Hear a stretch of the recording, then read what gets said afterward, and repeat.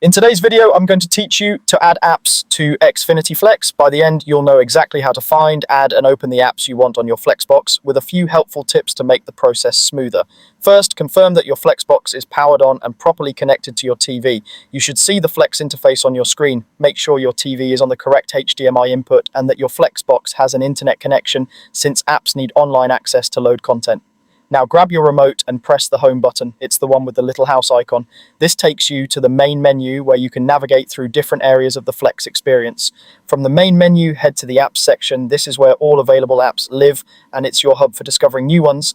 Take a moment to look around so you get familiar with how the rows and categories are laid out. You can browse through the featured or category rows to see what's available, or jump straight to the app you want by using the search function.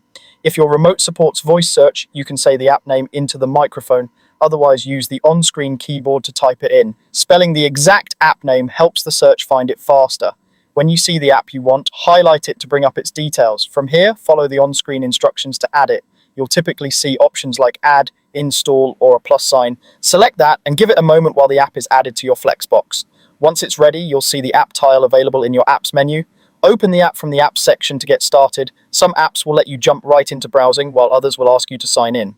If sign in is required, use your existing account for that service. After you sign in, you should be able to access your content and settings just like you would on any other device. If you can't find a specific app when you search, it may not be available on the Xfinity Flex platform. App availability varies by platform, and what you see can change over time as services update their support. And that's it, your app is now added and ready to use on your Flexbox. Enjoy exploring, and if you're setting up multiple apps, just repeat the same process from the apps section and you'll be all set.